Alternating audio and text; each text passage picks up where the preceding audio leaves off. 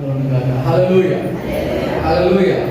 ఈ ఉదయకాల సమయంలో 10 నిమిషాలు దేవుని యొక్క వాక్యాన్ని మనం ధ్యానం చేసుకుందాం. యోహాను సువార్త 8వ అధ్యాయం, యోహాను సువార్త 8వ అధ్యాయం 31వ వచనం చదువుదాం. ఈ యొక్క సమయంలో ఈ యొక్క చదవబడిన వాక్యాన్ని 10 నిమిషాలు ధ్యానం చేద్దాం. యేసయ్య యూదులతో మాట్లాడుతున్నటువంటి మాట. ఆ యూదులలో కూడా అందరూ కాదు, యూదులలో అందరూ కాదు. ఎవరితో మాట్లాడుతున్నాడు? తనను నమ్మిన యూదులతో అని దేవుని యొక్క వాక్యంలో మనకి కనబడుతూ ఉంది. ఎవరు మాట్లాడు? తనను నమ్మిన యూదులు. ఈ యొక్క మాటను మనం ఆలోచన చేస్తే, ఆ కాలంలో యూదులు యేసయ్యను నమ్మే పరిస్థితిలో లేరు. యూదులు యేసయ్యను నమ్మేటువంటి పరిస్థితిలో లేరు.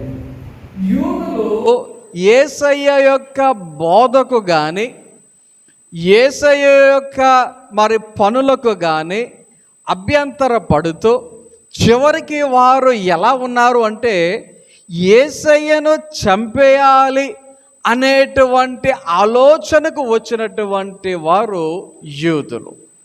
చివరికి యేసయ్యనే చంపేయాలి అని చెప్పేటువంటి మాట. పిలాతు ఈయనని ఏం చేద్దాం అంటే ఆయనని సిలువ వేయుడి అని కేకలు వేసింది ఎవరు? యేసయ్యని చంపేయండి అని కేకలు వేసింది ఎవరు?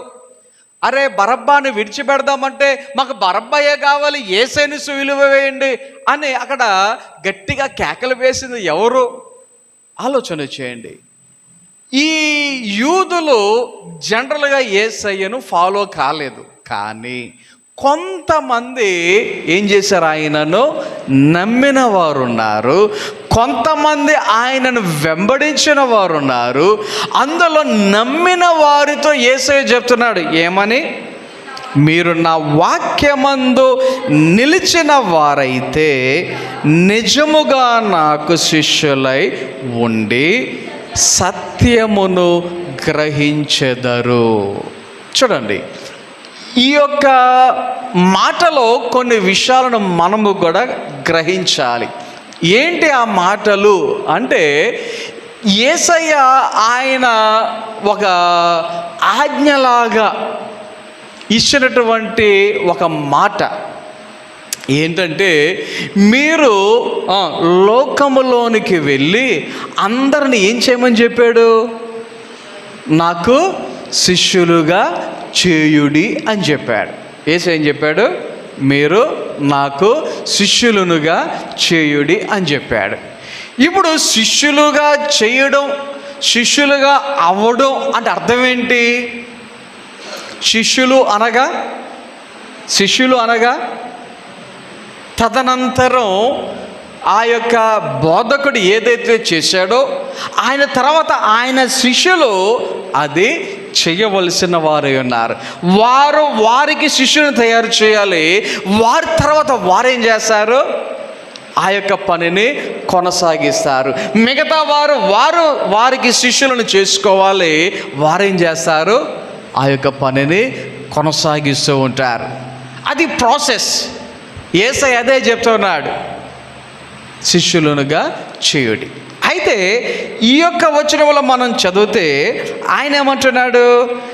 ఎవరైతే నా వాక్యమందు నిలిచిన వారైతే, ఎవరైతే తన వాక్యములో నిలిచిన వారుగా ఉంటారో నిజముగా నాకు శిష్యులై ఉంటారు. నిజముగా శిష్యులుగా ఉంటారు అంటే ఇంకొక మాటను కూడా మనం గ్రహించవచ్చు. నిజమైన శిష్యులు ఉంటారు, నిజము కాని శిష్యులు కూడా ఉంటారు. నిజమైన శిష్యులు ఉంటారు, నిజము కానటువంటి శిష్యులు కూడా ఉంటారు. నిజమైన శిష్యులు ఎవరు? వాక్యమందు నిలిచిన వారు. నిజమైన శిష్యులు అంటే ఎవరు? వాక్యమందు నిలిచిన వారు. నిజము కాని శిష్యులు అంటే వాక్యములో కాకుండా ఉన్నటువంటి వారు. తేడాను మనము గమనించాలి. తర్వాత మీరు నాకు శిష్యులై ఉండి, లాస్ట్కి ఏం చెప్తున్నాడు? సత్యమును గ్రహించెదరు. ఏమంట? సత్యమును గ్రహించెదరు. సత్యాన్ని గ్రహించడం అంటే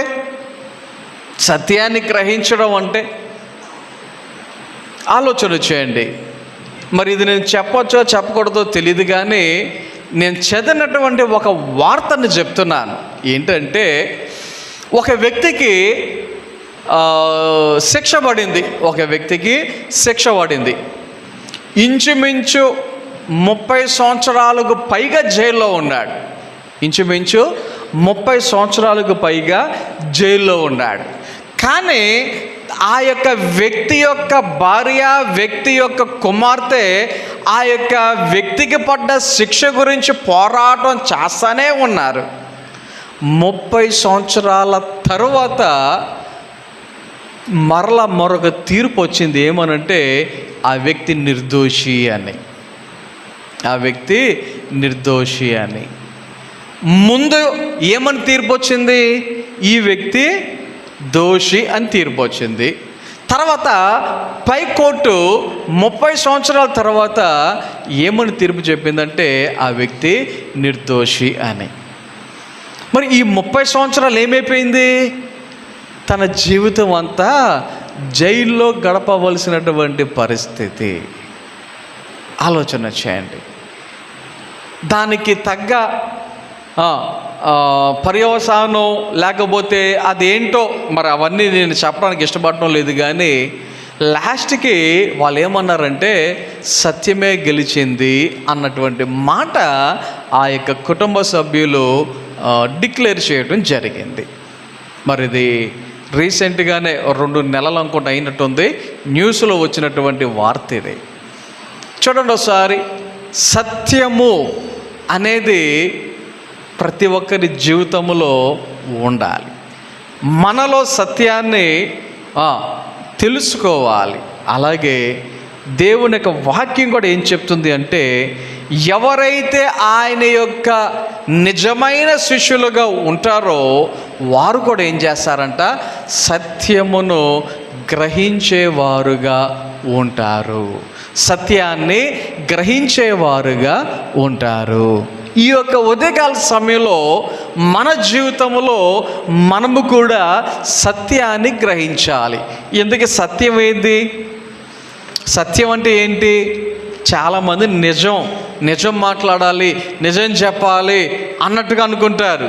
కానీ ఒక విషయాన్ని మనం గ్రహించగలిగితే, యేసయ్య ఈ లోకంలో ఉన్నప్పుడు చెప్పినటువంటి మాటల్లో ఒక ప్రాముఖ్యమైనటువంటి మాట ఎలా చెప్తూ ఉన్నాడు? నేనే మార్గమును, నేనే సత్యమును, నేనే జీవమును అనేటువంటి మాట యేసయ్య చెప్తా ఉన్నాడు. ఆలోచన చేయండి. సత్యాన్ని గ్రహించడం అంటే యేసయ్యను తెలుసుకోవటమే. సత్యాన్ని గ్రహించడం అంటే ఆయనను గ్రహించటమే. ఆయన ఎవరో, ఆయన ఎందుకు వచ్చారో, ఆయనను మనం ఏం చేయాలి, ఎలా తెలుసుకోవాలి, ఎలా నమ్మాలి, ఎలా విశ్వసించాలి, ఇవన్నీ తెలుసుకోవటమే. సత్యాన్ని గ్రహించాలి అని వాక్యం చెప్తా ఉంది. లాస్ట్గా వాక్యం ఏమంటుందంటే, అప్పుడు సత్యము మిమ్మును స్వతంత్రులుగా చేయును. సత్యం ఏం చేస్తుందంట? మిమ్మును స్వతంత్రులుగా చేయును. ఓకే, ఇప్పుడు స్వతంత్రం ఎవరికి కావాలి? స్వతంత్రం ఎవరికి కావాలి? ఎవరెవరైతే బానిసలుగా ఉన్నారో, ఎవరెవరైతే బంధింపబడిన స్థితిలో ఉన్నారో, ఎవరైతే ఎవరో ఒకరి చేతిలో మరి బంధింపబడ్డారో అటువంటి వారికి స్వతంత్రం అనేది కావాలి. రీసెంట్గా ఒక న్యూస్ చాలా వైరల్ అయింది. ఏంటో తెలుసా? నాకు తెలిసి విజయనగరానికి సంబంధించినటువంటి ఆ ప్రాంతానికి సంబంధించినటువంటి ఒక వ్యక్తి ట్రైన్లో ఏదో ఊరు వెళ్తుంటే టీ తాగదామని ట్రైన్ ఒక చోట ఆగితే అక్కడ ట్రైన్ దిగాడంట. టీ తాగే లోపల ట్రైన్ వెళ్ళిపోయింది. టీ తాగే లోపల ట్రైన్ వెళ్ళిపోయింది. అతని దగ్గర డబ్బులు లేవు. అక్కడ దిగితే ఆ ఊరు భాష రాదు. ఏం జరిగింది విన్నారా? ఈ న్యూస్ విన్నారా? నేను చెప్పిన న్యూస్ విన్నారా? ఆ వ్యక్తిని, ఆ లోకల్గా ఉన్నటువంటి ఒక వ్యక్తి ఏం చేశాడంటే తన యొక్క మేకలను మేపడానికి తీసుకుపోయాడంట. తన యొక్క మందను మేపడానికి తీసుకుపోయాడంట. ఇంచుమించు 28 ఎన్నో సంవత్సరాలు అయిపోయింది. విషయం ఏంటంటే ఆ యొక్క వ్యక్తి తెలుగు మర్చిపోయాడు. ఆ వ్యక్తి తెలుగు మర్చిపోయాడు. ఎవరన్నా చదివారు ఈ వార్త? కావాలంటే గూగుల్లో సెర్చ్ చేయండి, వచ్చేస్తుంది. యూట్యూబ్లో కూడా మామూలుగా చాలా ఉన్నాయి ఆ వ్యక్తి గురించినటువంటి వార్త, చాలా ఎక్కువ ఉన్నాయి. జస్ట్ రీసెంట్గా ఈ 3 నెలల్లోనే వచ్చినటువంటి వార్త ఇది. ఆ వ్యక్తి మన తెలుగు భాష కూడా మర్చిపోయాడు. సరైనటువంటి జీతం లేదు, ఏమీ లే. ఈ 30 సంవత్సరాల నుండి జస్ట్ భోజనం పెడుతున్నాడంట, అంతే. అంతకు మించి ఏం చేయట్లే. మొత్తానికి ఆ యొక్క వ్యక్తి గురించి కొంతమంది తెలుసుకున్నారు, అధికారులకి కంప్లైంట్ ఇచ్చారు, వారు వెళ్ళారు, ఎంక్వైరీ చేశారు. ఆ యొక్క వ్యక్తి ఎక్కడి నుంచి వచ్చాడో ఏంటో ఆ విషయాలు తెలుసుకొని ప్రస్తుతం విజయనగరం ప్రాంతానికి తీసుకొచ్చేసారు. పేపర్లో వేశారు ఈ వ్యక్తి ఎవరు తాలూకా అని. చాలా వరకు గుర్తుపట్ల, చాలామంది గుర్తుపట్ల. అయితే ఈ యొక్క అధికారులు వెళ్ళి బానిసత్వముతో ఉన్నటువంటి ఆ వ్యక్తికి విడుదలను ఇవ్వడం జరిగింది. అంటే ఒక మాటలో చెప్పాలంటే స్వతంత్రం వచ్చింది ఆ వ్యక్తికి స్వతంత్రం వచ్చింది. అంతెందుకు, మన దేశం మొన్నే శుక్రవారం ఇండిపెండెన్స్ డే జరుపుకున్నాం. 79వ స్వతంత్ర దినోత్సవం మనము జరుపుకున్నాం. ఎందుకు జరుపుకున్నాం? దానికి ముందు మనకి భారతదేశం యొక్క పరిస్థితి ఏంటి అంటే, మన దేశం ఎవరి చేతుల్లోకి వెళ్ళిపోయింది? బ్రిటిష్ వారి చేతుల్లోకి వెళ్ళిపోయింది. వెళ్ళిపోవడం అంటే అర్థం ఏంటి? మన యొక్క దేశం వారి చేతుల్లోకి వెళ్ళిపోవడం అర్థం ఏంటి? మన దేశంలో ఉన్నటువంటి సంపద ఏదైతే ఉందో మనము అనుభవించవలసింది మనం అనుభవించకుండా వేరే దేశస్తులు వారు అనుభవిస్తూ ఉన్నారన్నమాట. అది అసలు మ్యాటర్. మనకి సంబంధించినటువంటి వనరులు ఏవైతే ఉన్నాయో అవి మనము అనుభవించకుండా వేరే దేశస్తులు అనుభవిస్తున్నారు. మనం అనుభవించవలసినటువంటి ఆ యొక్క ధనము వేరే వాళ్ళు తీసుకువెళ్ళిపోతున్నారు. అయితే ఇంచుమించు 190 సంవత్సరాలు భారతదేశం ఎవరి చేతుల్లోకి వెళ్ళిపోయింది? బ్రిటిష్ వారి చేతుల్లోకి వెళ్ళిపోయింది. కానీ 1947వ సంవత్సరమున మన యొక్క దేశంలో ఉన్నటువంటి అనేక మంది స్వతంత్ర సమర యోధులు చేసినటువంటి మరి ఆ యొక్క పనికి ప్రతిఫలముగా మన దేశానికి మరల ఏమొచ్చింది? స్వతంత్రం అనేది రావడం జరిగింది. ఇప్పుడు మన సంపదని మనమే అనుభవించేటువంటి పరిస్థితి. మన దేశంలో ఉన్నటువంటి వనరులను మనమే అనుభవించేటువంటి పరిస్థితి. మనం అనుభవించడం మాత్రమే కాదు, వాటిని ఎక్స్పోర్ట్ చేసి అంటే ఇతర దేశాలకు అమ్మి ఆ యొక్క ధనాన్ని మన దేశము కొరకు ఉపయోగించుకునేటువంటి పరిస్థితి. కారణం, మనం ఇప్పుడు ఎలాగున్నాం? స్వతంత్రులుగా ఈ దేశములో మనము ఉన్నాము కాబట్టి. రీసెంట్గా ఒక న్యూస్ వచ్చింది. అండమాన్ నికోబార్ దీవులకి దగ్గరలో మరి సముద్రం లోపల చాలా అంటే చాలా పెట్రోల్, డీజిల్ ఉన్నట్టుగా కొన్ని ఆనవాళ్ళు దొరికాయంట. ఈ న్యూస్ అన్న విన్నారా ఎవరైనా? ఇప్పుడు ఆ యొక్క న్యూస్ వారు చెప్పడం ఏంటంటే, మనం ఎక్కడి నుంచో రష్యా నుంచి లేకపోతే అరబ్ దేశాల నుండి మనము పెట్రోల్ కొనుక్కుంటున్నాం. ఇదే గనక సక్సెస్ అయితే ఎక్కడి నుంచో కొనుక్కునే పని ఉండదు. మన దేశానికి సంబంధించినటువంటి పెట్రోల్ మనకే దొరుకుద్ది, మన డీజిల్ మనకే దొరుకుద్ది. అప్పుడు పెట్రోల్ డీజిల్ రేట్లు చాలా వరకు తగ్గిపోతాయి అని ఇది కూడా ఒక చాలా పెద్ద న్యూస్ కింద పేపర్లో రావటం, టీవీలో రావటం జరిగింది. ఆలోచన చేయండి. అంటే మన సంపదని మనమే ఇప్పుడు ఏం చేసుకోవచ్చు, వినియోగించుకోవచ్చు అన్నమాట. కానీ అంతకుముందు ఏం జరిగింది, వేరే దేశస్తులు దీనిని తీసుకుని వెళ్ళిపోయిన పరిస్థితి. కాబట్టి వారి దగ్గర నుండి మనకి ఏమొచ్చింది, స్వతంత్రం అనేది వచ్చింది. అయితే ఇప్పుడు యేసయ్య ఈ స్వతంత్రం గురించి మాట్లాడుతున్నాడు. ఎవరితో మాట్లాడుతున్నాడు ఆయన? యూదులతో మాట్లాడుతున్నాడు. మీరు గనక నా వాక్యం ముందు నిలిచిన వారైతే నాకు మీరు శిష్యులుగా ఉంటారు, అప్పుడు మీరు సత్యాన్ని గ్రహిస్తారు, ఆ సత్యము మిమ్మల్ని ఏం చేస్తుంది, స్వతంత్రులుగా చేయును. అయితే దానికి వారు రెస్పాన్స్ ఇస్తున్నారు. చదువుదాం చూడండి కిందకి 33వ వచనం నుండి.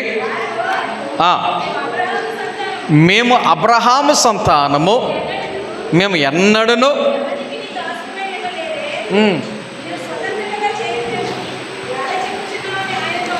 చూడండి వారు మాట్లాడుతున్నటువంటి మాట, వారు ఇస్తున్నటువంటి రెస్పాన్స్, ఆ యొక్క జవాబు ఎలా ఉంది అంటే, మేము అబ్రహాము సంతానము.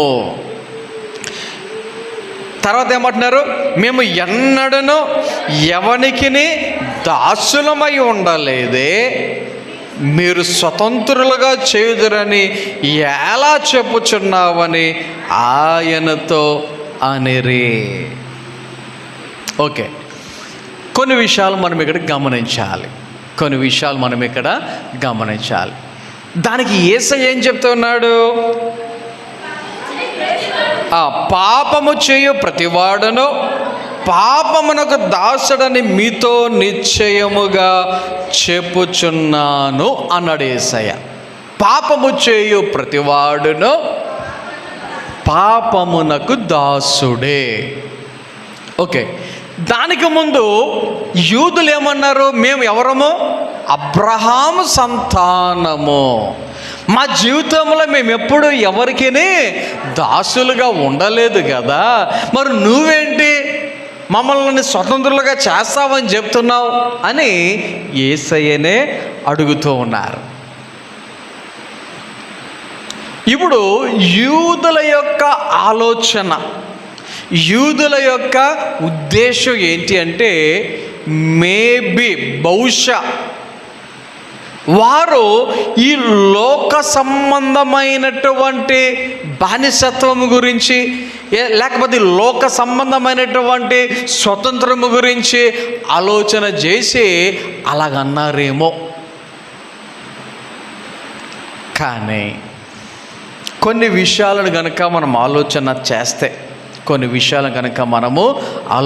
చేస్తే ఈ అబ్రహాము సంతానం అని చెప్పుకుంటున్నటువంటి వారు ఉన్నారే, లేక యూదులు అనబడినటువంటి వారు ఉన్నారే, మేము ఎప్పుడు ఎవరికి దాసులముగా లేము అని వారంతటా వారే చెప్తున్నారు కదా, కానీ వారు కూడా బానిసలుగా ఉన్నటువంటి స్థితిలో ఉన్నవారే.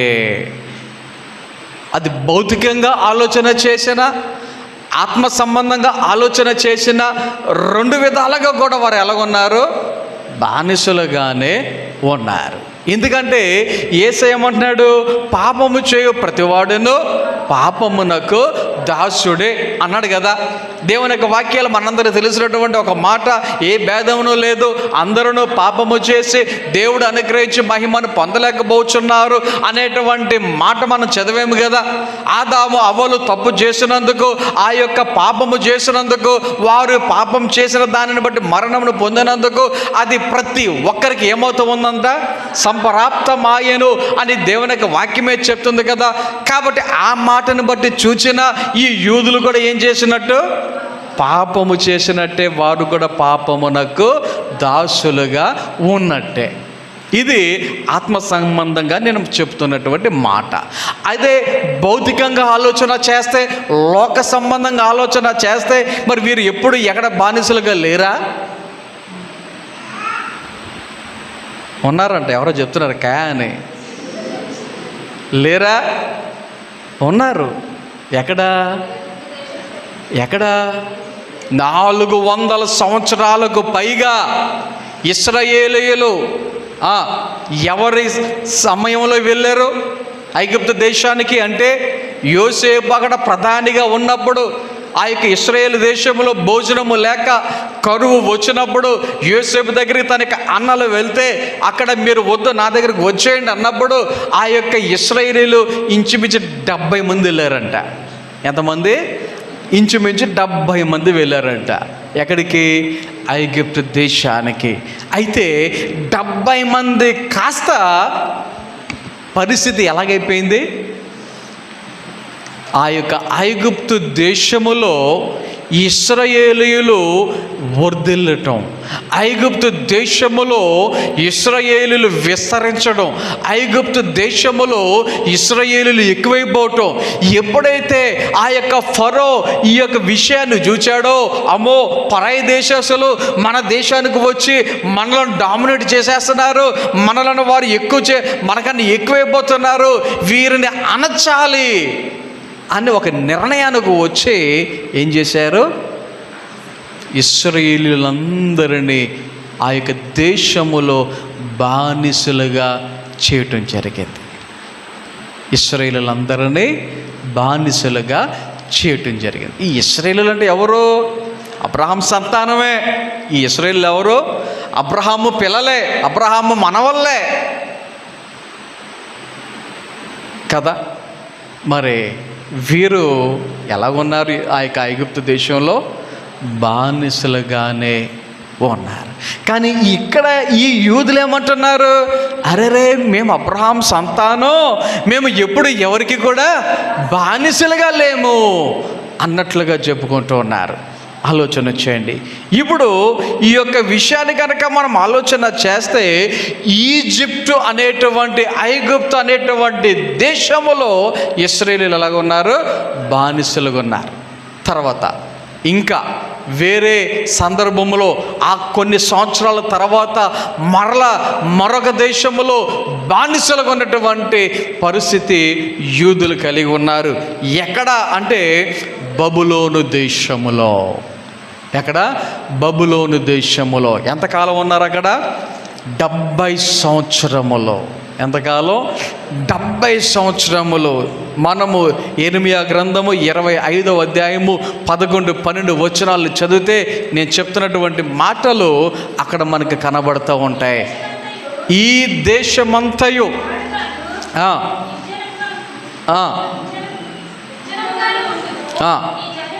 ఈ జనులు 70 సంవత్సరములు బబులోను రాజునకు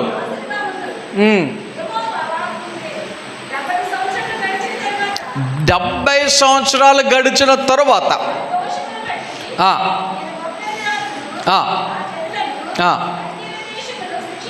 చాలు. ఇక్కడ చూడండి, ఈ యొక్క మాటలు మనం చదివితే మనకు అర్థమయ్యేటువంటి విషయం మనం గమనించాలి. 70 సంవత్సరాలు బబులోను రాజు దగ్గర వీరు ఎలాగుంటారు? బానిసులుగా. ఎవరు వీళ్ళు? అబ్రహాం సంతానమే, యూదులే. కానీ యేసయ్య ఒక మాట అనేసరికి వీళ్ళేమంటున్నారు? అబ్బాబే, మేము అబ్రహాం సంతానం. మేమేం మామూలు అనుకుంటున్నావా?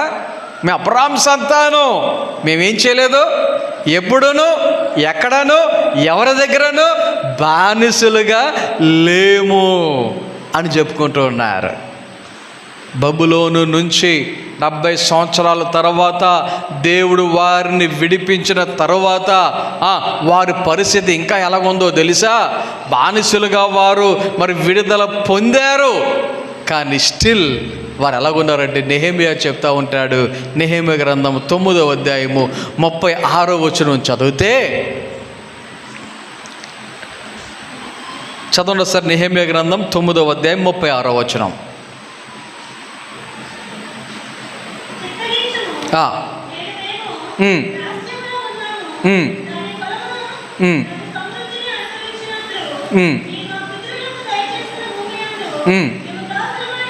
చూడండి, ఇక్కడ వారు చెప్పుకుంటున్నటువంటి మాట ఎలాగున్నాము? దాసులమై ఉన్నాము. ఈ మాట ఎప్పుడు చెప్తున్నారో తెలుసా? 70 సంవత్సరాల తరువాత, బబులోను నుంచి వారు విడుదలైన తరువాత వారు చెప్పుకుంటున్నటువంటి మాట ఇది. మేము ఇంకను ఎలా ఉన్నాము? దాసులుగా ఉన్నాము. ఇంకో మాట చెప్పనా?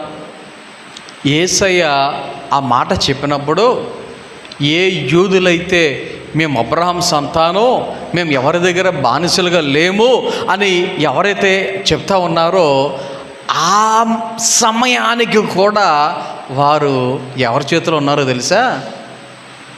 ఎవరి చేతిలో ఉన్నారో తెలుసా? రోమా ప్రభుత్వం చేతిలో ఉన్నారు. ఎవరి చేతిలో ఉన్నారు? రోమా ప్రభుత్వం చేతిలో ఉన్నారు. యేసయ్యను సిలువ వేయటానికి ఎవరి దగ్గరికి వెళ్ళారు? అడగటానికి, పర్మిషన్ తెచ్చుకోవటానికి ఎవరి దగ్గరికి వెళ్ళారు? పిలాతు దగ్గరికి వెళ్ళారు. అవునా కాదా? పిలాతు దగ్గరికి వెళ్ళారు. పిలాతు ఎవరు? రోమా సైన్యానికి సంబంధించినటువంటి అధిపతి.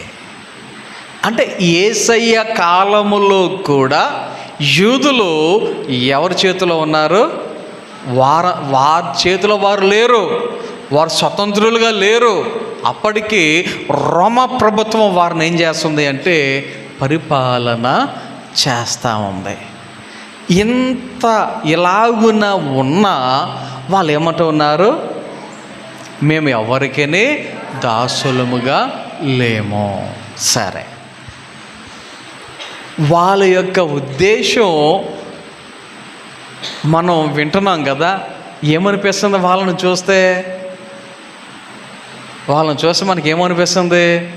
ఊరూరి ఏంటబ్బా వీళ్ళు ఎంత జ్ఞానం లేకుండా మాట్లాడుతున్నారు, ఇంత వెర్రలాగా మాట్లాడుతున్నారు, అన్నిసార్లు అన్ని చోట్ల అన్ని సందర్భాలలో బానిసలుగా ఉండి కూడా మేము అసలు బానిసలుగానే లేమే అన్నట్టుగా వాళ్ళంతటా వాళ్ళకి గొప్పలు చెప్పుకుంటున్నారు అనిపిస్తుందా లేదా? గమనించండి. ఈ రోజుకి కూడా నిజంగా యూదులు అంటే ప్రపంచాన్ని గడగడలాడించేటువంటి వారు. ప్రపంచంలో జ్ఞానులు ఎవరు అంటే యూదులే, చెప్పుకోక తప్పదు. నిజంగా ప్రపంచంలో జ్ఞానులు ఎవరంటే యూదులే. అనేకమైనవి కనిపెట్టింది యూదులే.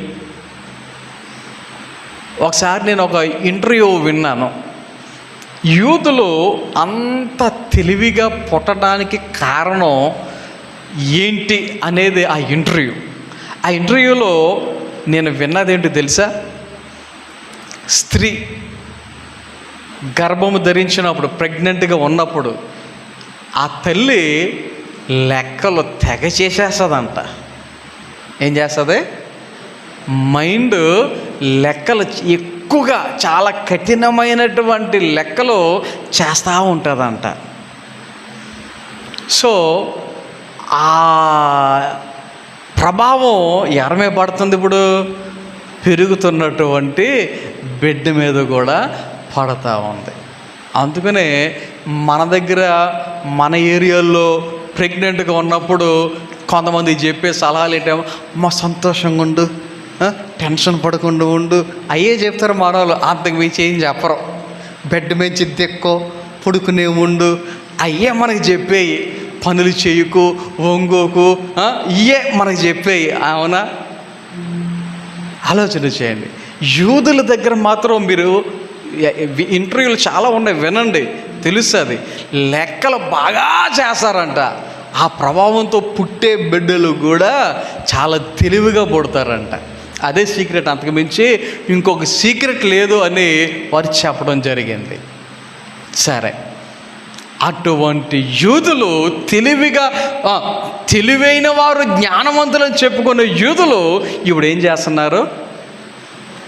అబ్బాయి మేము అసలు ఎవరికైనా దాసులం కావు. ఆ యూదుల టాలెంట్ ఏంటో తెలుసా? యూదుల యొక్క టాలెంట్ ఏంటో తెలుసా? బైబిల్ అంతా కంఠస్థం చేసేస్తారు వాళ్ళు. మనం ఒక అధ్యాయం చెప్పాలి అంటే మళ్ళీ చదవాలి. కొన్నిసార్లు మీరు కూడా ఏం చేస్తుంటారు? ఏదైనా ప్రశ్న టప ఓపెన్ చేసి నుంచుంటారు కదా.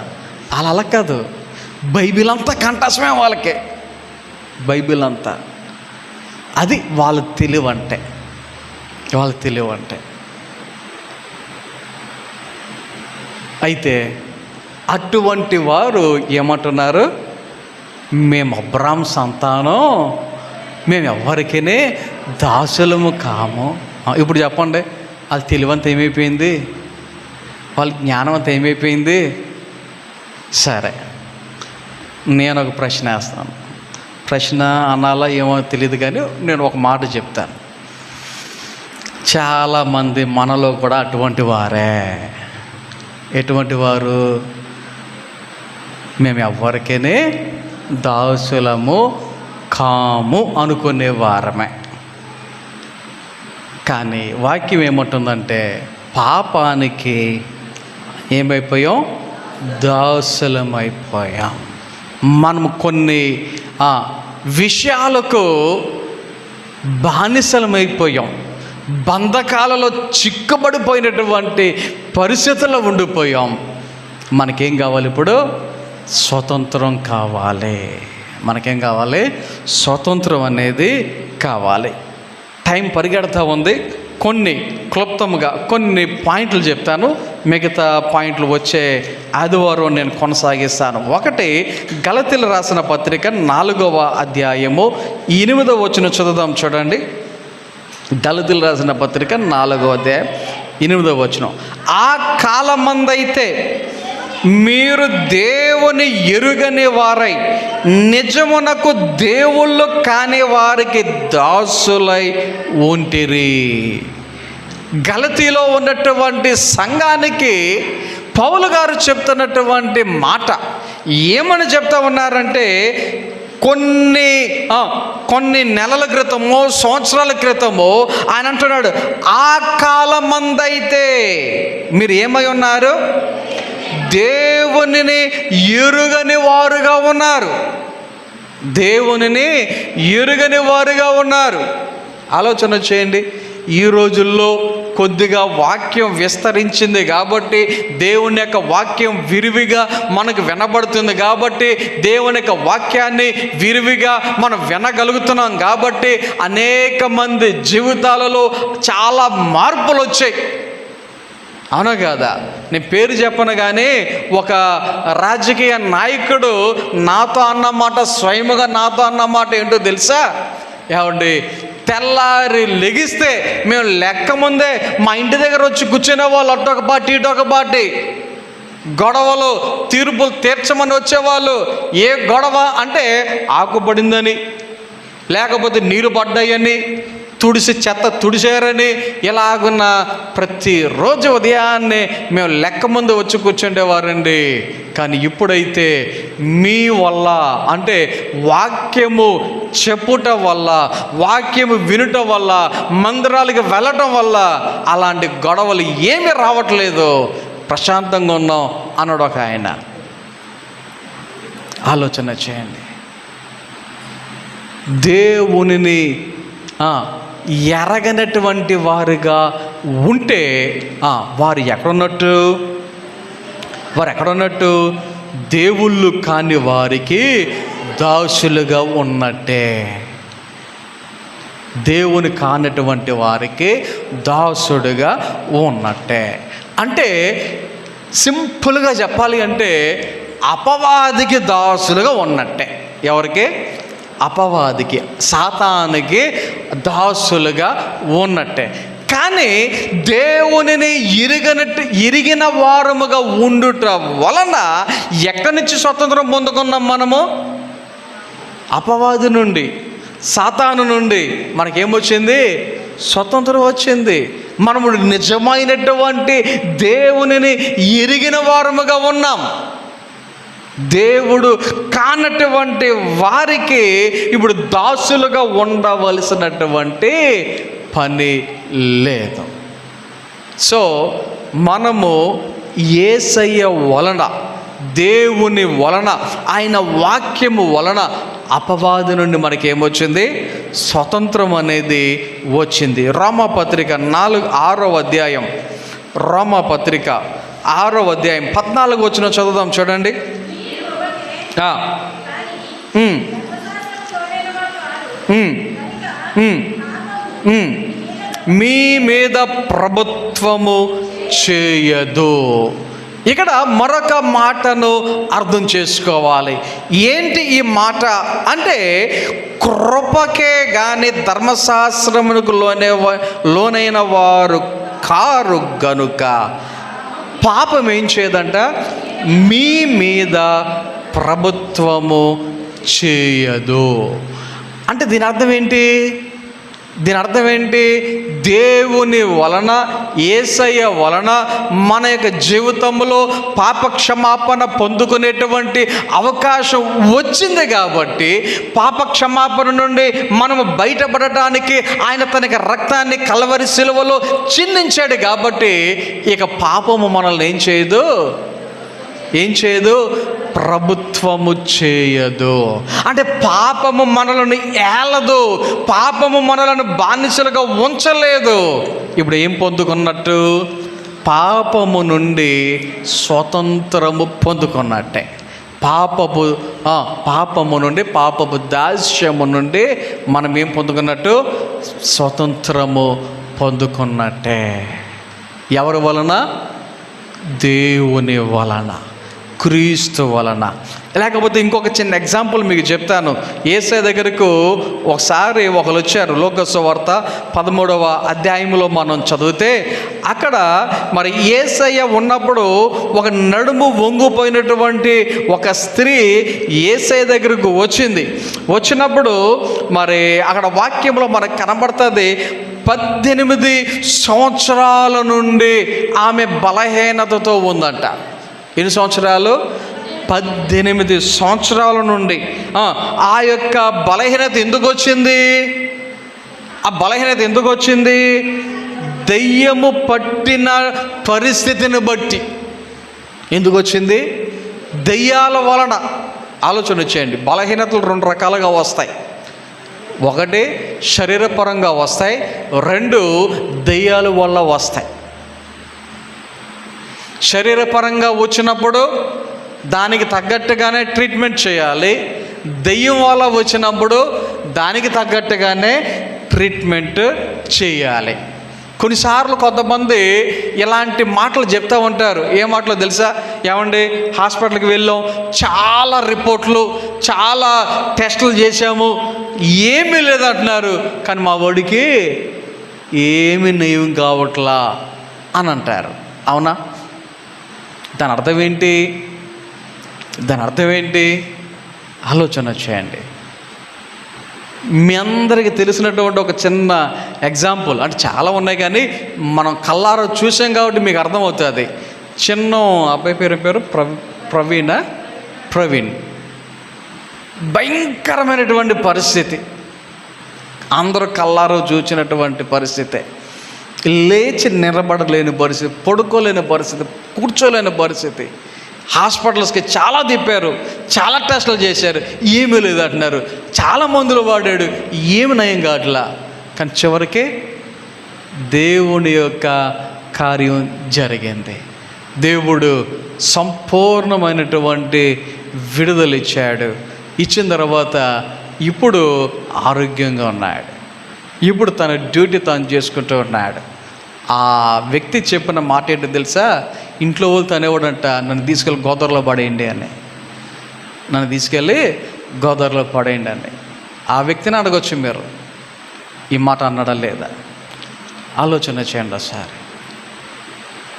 దెయ్యాల వలన కొన్నిసార్లు ఏమవుతూ ఉంటాయి? బలహీనతలు వస్తూ ఉంటాయి.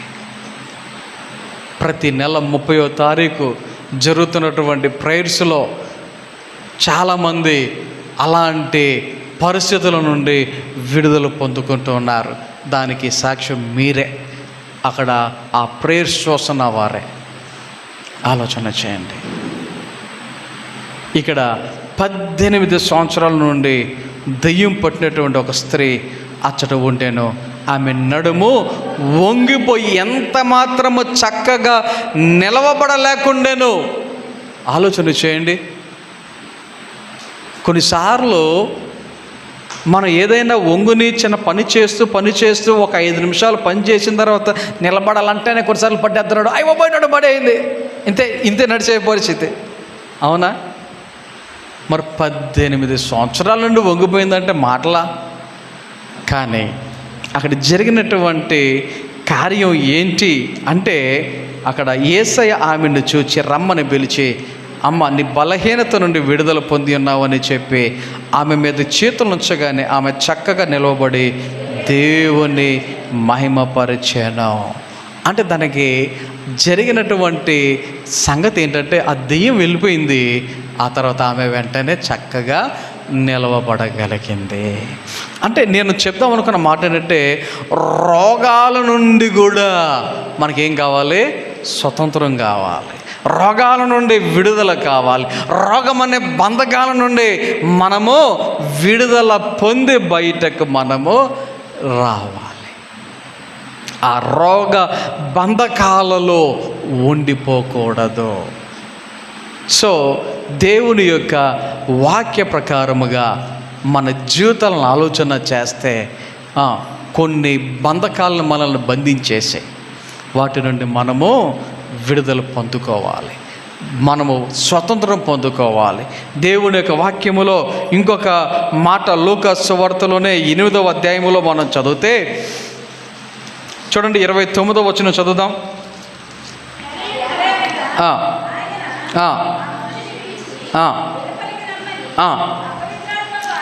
ఆజ్ఞాపించాను,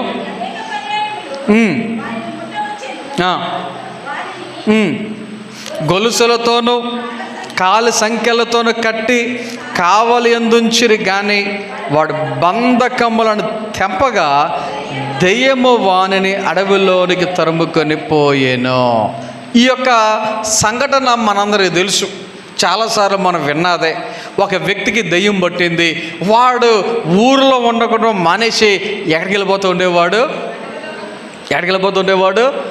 ఆ సమాధుల్లోనికి వెళ్ళిపోతూ ఉండేవాడు. ఆ సమాధుల్లోకి వెళ్ళిపోయి ఏం చేసుకుంటూ ఉండేవాడు?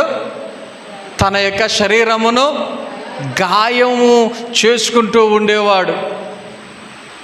ఆలోచన చేయండి. ఈ రోజుల్లో కొంతమంది గాయాలు చేసుకుంటూ ఉన్నారు. కొంతమంది చేతులు చూడండి ఒకసారి, కస కస కస కస కస కోసేసుకొని సరదా అంట. ఎందుకురా అంటే సరదా, ఊరికే వాళ్ళు చెప్పే డైలాగులు. విషయం ఏంటో తెలుసా? మీరు గ్రహించగలిగితే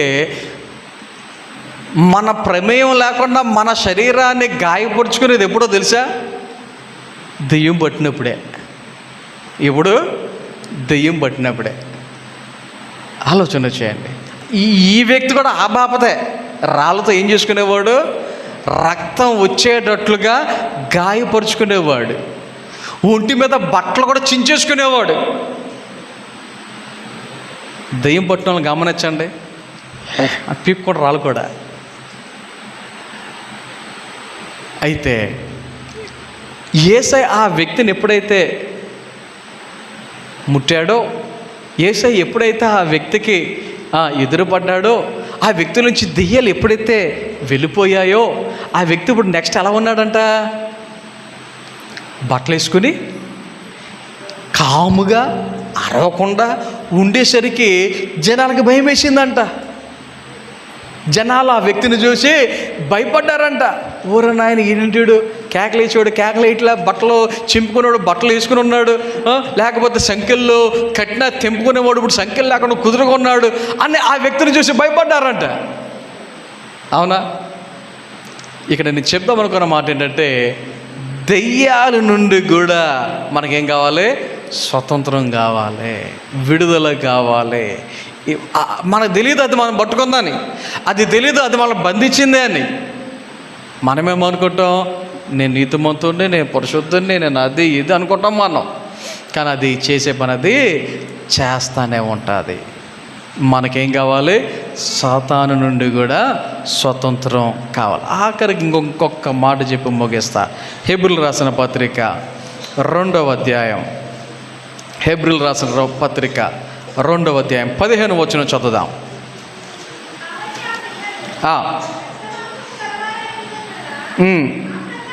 ఆ ప్రకారమే మరణము యొక్క బలము గల వానిని అనగా అపవాదిని మరణము ద్వారా నశింప చేయుటకును జీవితకాలమంతయు మరణ భయము చేత దాస్యమునకు లోబడిన వారిని విడిపించుటకును ఆయన కూడా రక్త మాంసములో పాలివాడాయేనో. ఇక్కడ ఈ యొక్క వచనాన్ని చదివితే ఇంకొక మాట మనకు కనబడుతుంది. ఏంటి ఆ మాట అంటే, వాక్యంలో మనం చదివాము కదా ఈ వచనాన్ని, జీవితకాలమంతయు మరణ భయము చేత ఏమైపోతున్నారంట, దాస్యమునకు లోబడుతూ ఉన్నటువంటి పరిస్థితి. దేనికి? మరణ భయము. మరణ భయము. చావంటే భయం లేదన్న వాళ్ళు ఎవరున్నారు ఇక్కడ? తక్కువ మంది ఉంటారు. తక్కువ మంది ఉంటారు. ఒకవేళ పైకి అబ్బాయి నాకు భయం లేదు అని బయటికి చెప్పినా లోపల అయ్య బాబోయ్ చచ్చిపోతాను, అప్పుడే నేను ఇంకా బతుకుండాలి, రేపు మాబో చచ్చిపోయే ముసలోడు, మంచం మీద ఉన్న ముసలోడికి ఒకవేళ ఎవరైనా పలానా చోట 1,00,000 రూపాయలు వచ్చిన వాళ్ళందరికీ ఇస్తున్నారంటే ముందు ఆడేమంటాడు. అంటే మనిషి యొక్క ఆతృత అలాంటిది. గమనించండి సార్, మరణ భయము. ప్రతి మనిషికి ఈ మరణ భయం అనేది ఏం చేస్తుందో తెలుసా? దాస్యముగా అది మనల్ని బంధించేస్తుంది, అది మనల్ని లోబడుచుకుంటూ ఉంది. అందుకనే పౌలు గారు ఒక మాట అంటారు, నా మట్టుకైతే బ్రతుకుట క్రీస్తు, చావైతే లాభము అన్నాడు ఆయన. ఆ మాట ఎందుకు అనగలిగాడో తెలుసా? ఈ భూమి మీద ఉన్నంతకాలం కష్టాలు, నష్టాలు, ఇబ్బందులు, బలహీనతలు బోళ్ళు ఉంటాయి. ఆయన దగ్గరికి వెళ్ళిపోతే ఇవేమో ఉండవు, హాయి ఉండొచ్చు కదా అన్న కాన్సెప్ట్ అది. అంటే ఆయన పరలోకానికి వెళ్ళిపోతాను అనేటువంటి గ్యారంటీ ఆయనకు ఉంది కాబట్టి ఆ మాట అన్నాడు. మరి మనము ఇప్పుడుకిప్పుడు దేవుని రాకుండా ఇచ్చే వెళ్ళిపోతామా పరలోకానికి? ఆలోచన చేయండి. నేను బాప్తిసం పొందేశానండి పరలోకానికి వెళ్ళిపోతానంటే కాదు. మనం రక్షణ పొందిన తర్వాత ఆ రక్షణను ఏం చేయాలి? కొనసాగించాలి. మరణము వరకు దానిని కొనసాగించాలి. అప్పుడే ఆయనకి రాజ్యానికి వెళ్తాం. కాబట్టి మరణ భయము అనేటువంటి ఆ దాస్యముల నుండి మనం ఏం పొందుకోవాలి? స్వతంత్రం పొందుకోవాలి, విడుదల పొందుకోవాలి. మరి ఎలా వస్తుంది అంటే అది యేసయ్య వలన మాత్రమే. అందులో మనం ఉండడానికే ఆయన ఏం చేశాడంట? రక్త మాంసములలో పాలివాడాయను. మనకు ఆ భయమును తీసివేయటానికి, అందులో నుంచి మనల్ని బయటకు తీసుకురావటానికి ఆయన చనిపోయి తిరిగి లేచాడు, మీరు కూడా అలాగే లేస్తారు అనేటువంటి విషయాన్ని ఆయన మనకు చెప్పడానికే ఆయన మన కొరకు మానవుడిగా పుట్టి చనిపోయి తిరిగి లేచాడు. కాబట్టి మన జీవితంలో మనము కూడా కొన్ని రకాలైనటువంటి దాస్యములో ఉంటూ ఉన్నాం, కొన్ని రకాలైనటువంటి బంధకాలలో ఉంటూ ఉన్నాం. మనకు స్వతంత్రం కావాలి. ఆ యూదులైతే మేము అబ్రహాం సంతానం, మేము ఎవరి దగ్గర దాసులుగా లేము, మాకు స్వతంత్రం ఎందుకు అనుకున్నారు. కానీ యేసయ్య చెప్తున్నాడు, మీరు కూడా పాపమునకు దాసులుగా ఉన్నారు.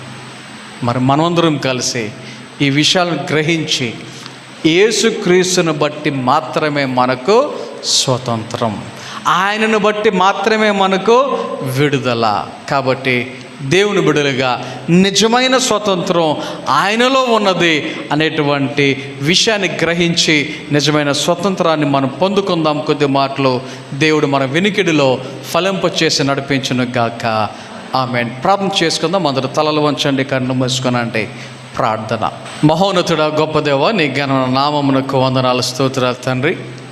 నీ బిడ్డలైన మమ్మల్ని అందరినీ ప్రేమించి ఈ ఉదయకాల సమయంలో నీ సన్నిధికి నడిపించే విధానాన్ని బట్టి వందనాలు, స్తోత్రాలు తెలియజేసుకుంటూ ఉన్నాం. పాల్గొన్న ప్రతి ఒక్కరిని బట్టి వందనాలు దేవా. పాటల్లో, ఆరాధనలో, సాక్ష్యంలో సహాయం చేశారు. నీ వాక్యం ద్వారా మాట్లాడిన ప్రతి మాటను బట్టి వందనాలు. మీరు చేసిన మేలును బట్టి, ఇచ్చిన ఆశీర్వాదాలు, దేవులను బట్టి, నీ సన్నిధికి వచ్చి నీకు సమర్పించిన కానుకలు, అర్పణాలను బట్టి వందనాలు. ప్రతి ఒక్కరిని నూరంతులుగా, అరుదంతులుగా, ముప్పదంతులుగా ఫలింపచేయమని ప్రార్థన చేయించు ఉన్నాం. ఈ సమయంలో దేవా, ఈరోజు నైట్ జరగబోయే ప్రార్థన కొడుకులు తోడుగా ఉండండి. అలాగే రేపు జరగబోయే వివాహ కార్యక్రమంలో కూడా తోడుగా ఉండమని ప్రార్థన చేయించు ఉన్నాం. దేవా, ఈ వారంలో జరగబోయే పనిపాట్లలో, కార్యక్రమాలలో మీరే సహాయం దయచేయమని ప్రార్థన చేయించున్నాం. దేవా, ఈ సమయంలో మమ్మల్ని అందరూ మీ చేతిగా అప్పగించుకుంటున్నాం. మీరే సహాయం చేసి నడిపించమని యేసు నామమున ప్రార్థన చేయించున్నాము తండ్రి, ఆమేన్. మన తండ్రిని దేవుని ప్రేమ, కుమారుడైన యేసుక్రీస్తు వారి కృప, పరిశుద్ధాత్మ కన్య సహవాసము, సహాయము, కాపుదల, నడిపింపు ఇప్పుడు ఎల్లప్పుడు ఆయన బిడ్డలైన మనందరకు సదాకాలము తోడే నడిపించును గాక. ఆమేన్.